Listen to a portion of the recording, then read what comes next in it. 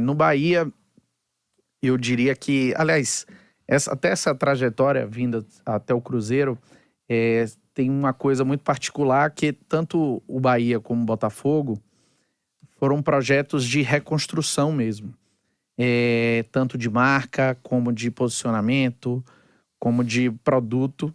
E o Cruzeiro vem, acho que como esse meu terceiro clube na carreira, também com o mesmo caminho. Então, o Bahia, particularmente, tinha vamos dizer assim, uma demanda reprimida, que era um projeto de democratização do clube, que aconteceu em 2013. Para o ouvinte que não sabe, em 2013, o Bahia sofreu uma intervenção judicial, onde o presidente foi deposto e foi nomeado um advogado como interventor. O papel dele, naquele momento, era convocar novas eleições. Então, mas para ele convocar novas eleições, ele fez uma proposta de mudança de estatuto, em que, basicamente, reduzia de 300 conselheiros para 100 e o sócio passava a votar tanto para presidente quanto para o Conselho Deliberativo. Era o sócio que escolhia, como é ainda até hoje. A eleição no Bahia, por exemplo, funciona como uma eleição de presidente da República, de municípios. Aluga-se as urnas do TRE, voto e urna eletrônica, exatamente como é uma eleição legislativa e executiva. E aí foi eleito o presidente na época, Fernando Schmidt. Foi na hora que você chega ao clube. E aí eu fui chamado para trabalhar já na equipe dele e peguei um Bahia destroçado, completamente destroçado. Eu sempre cito esse exemplo porque é um exemplo real, em que quando eu queria tomar café com açúcar, eu levava açúcar de casa, porque não tinha dinheiro para comprar açúcar no clube. E o clube jogando a primeira divisão. Quando você chega ao Bahia, não tinha açúcar? Não tinha. Se quisesse tomar café com açúcar, tinha que levar de casa. Tinha que levar de casa. E queria então até o lanche, se bobear, tinha que levar de casa. Tudo. Sem te cortar, Lene, que é uma situação que o Cruzeiro passou há pouco tempo, né, Pio? Da pior mazela, né? Que o torcedor que está nos acompanhando agora, ele fala com uma dor, né? Ele sente isso, porque a gente sabe de funcionário. Gente, a ponta do jogador é uma ponta de um iceberg. O jogador é a ponta do iceberg. Porque tem parte administrativa, copeiro, roupeiro, o cara que arruma o campo, que essa turma que tem salário até mais baixo, que estava ali sem receber, sem nada, que não tinha nem, às vezes, o básico para Toca 1, né? Que é onde tem a base do Cruzeiro. Então você vivenciou isso muito na época do Bahia. Vivenciei muito. E quando eu sempre gostei muito de conversar assim, com os funcionários que já são da casa há muito tempo, porque eu acho que para a gente entender bem o presente, a gente tem que conhecer o passado, né? A história é fundamental, né? É fundamental, inclusive para você conseguir perceber o porquê das coisas. Porque não adianta a gente fazer recortes e dizer, mas isso é assim, tinha que ter sido feito assim, só recortando. Não pode ser desse jeito. Você tem que entender o contexto das coisas, né? E eu cito ela sempre, Dona Marina era a copeira do clube e conversava muito com ela, uma pessoa ficou muito próxima a mim, muito querida. E Dona Marina, ela me contava, ela tinha quase 30 anos de clube e ela tinha começado como tia da cozinha. Aí depois ela virou copeira. Inclusive ela foi tia da cozinha quando Daniel Alves jogava na base do Bahia.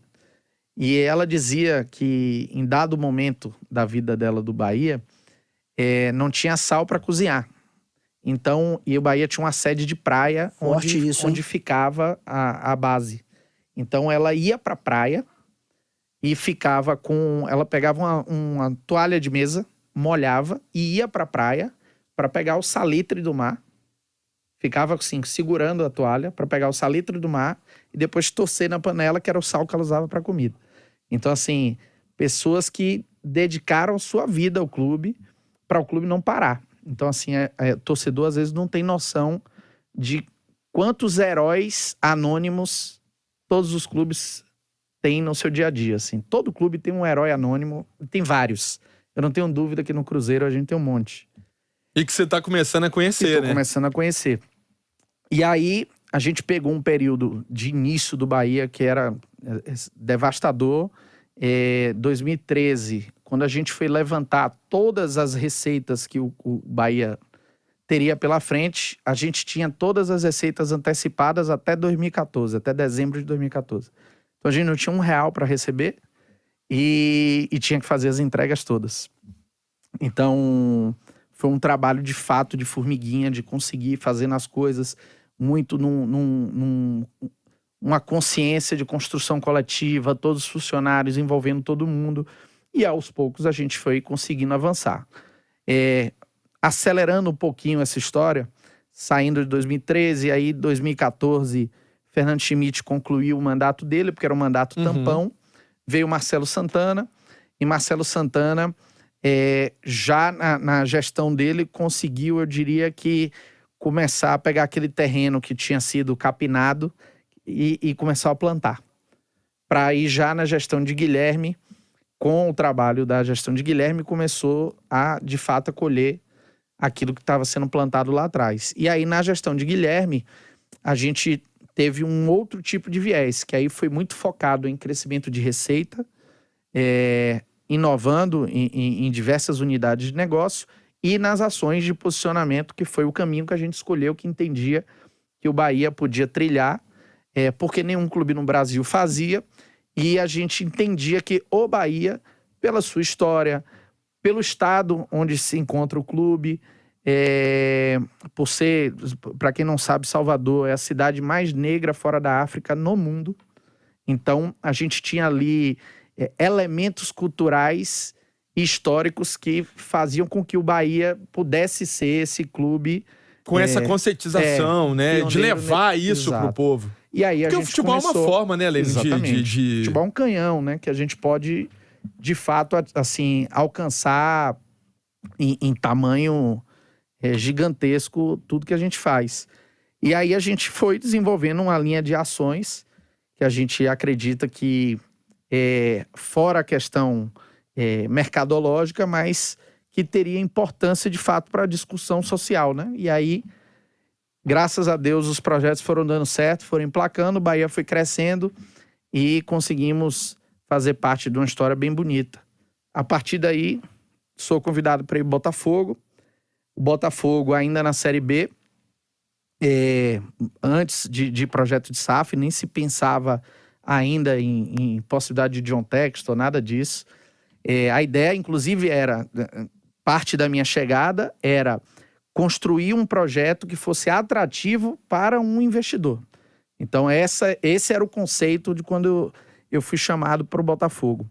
E aí era criar oportunidades comerciais, criar credibilidade no mercado, que o Botafogo tinha zero, e resgatar a autoestima do torcedor. Que o Botafogo, eu diria que tinha 30 anos... em que só machucava o coração do torcedor, porque não ganhava nada, era até motivo de piada muitas vezes, e a gente tinha muito assim esse cuidado de relembrar o torcedor, de alguma maneira, o tamanho que era o clube, e ele resgatar aquela paixão, aquele amor que foi o que fez ele virar torcedor do Botafogo. E aí, graças a Deus, também um projeto foi bem consolidado, a gente... Teve diversas ações, assim, maravilhosas. Uma delas, inclusive, está concorrendo em Cannes, que foi a camisa que a gente fez, o Manto da Desigualdade, em que a gente pegou as faixas da camisa do Botafogo e transformou num gráfico para falar de como o racismo é muito forte no Brasil. E o Botafogo foi campeão, subimos. No final do ano, chegou a proposta de John Textor. A coisa caminhou e agora está seguindo aí bem... Na Série A, a gente fica feliz pelos amigos que estão lá, pela torcida. Eu tenho o maior carinho, que sempre me tratou muito bem. E tá aí agora brigando por coisas grandes novamente, né? E agora, a chegada no Cruzeiro e com essa mesma perspectiva. Subir o time, de resgatar a autoestima do torcedor, de entregar coisas boas pro torcedor, porque ele merece, já abraçou o time. E, obviamente, criar oportunidades de negócio que façam com que o Cruzeiro aumente seu poder de receita que veio prejudicado aí nos últimos anos.